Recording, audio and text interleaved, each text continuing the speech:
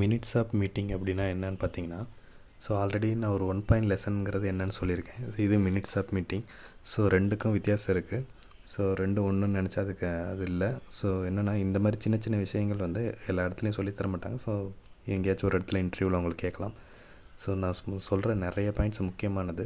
So எல்லாத்துக்கும் share பண்ணுங்கள்.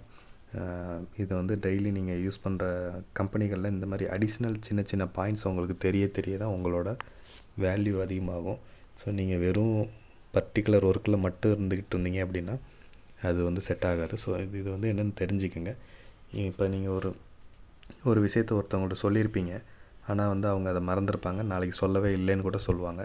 So நீங்கள் அதை எப்படி ரெக்கார்டாக வச்சுக்கணும் அப்படின்னா, ஸோ இந்த மாதிரி ஃபார்மேட்ஸை யூஸ் பண்ணி தான் நீங்கள் ரெக்கார்டாக வச்சுக்கணும். ஸோ இப்போ என்னென்னா, இது ஒரு சின்ன ஃபார்மேட்டு தான்.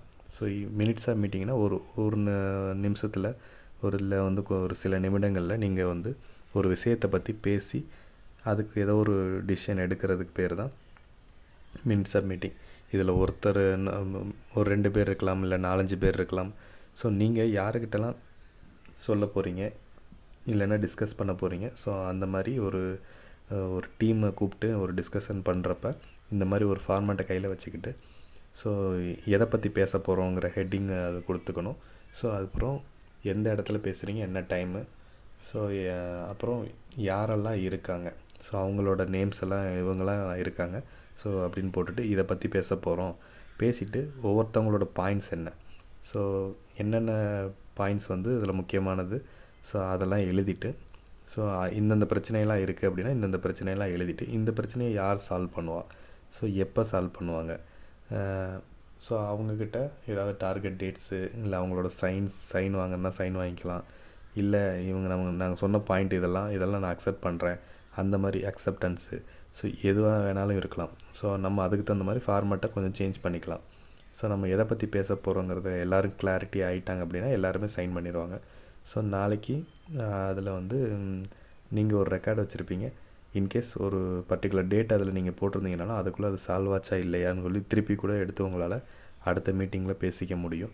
ஸோ இந்த மாதிரி சிம்பிளாக ஒரு கண்டென்ட்டை வந்து பேசி ரெக்கார்ட் பண்ணுறதுக்கு மினிட்ஸ் ஆஃப் மீட்டிங் அப்படின்னு பேர். இன்கேஸ் நீங்கள் யாரையாச்சும் ஒரு வெண்டாரை பார்க்க போகிறீங்க, அவங்கள்ட்ட சில விஷயங்களை ஷேர் பண்ணியிருப்பீங்க.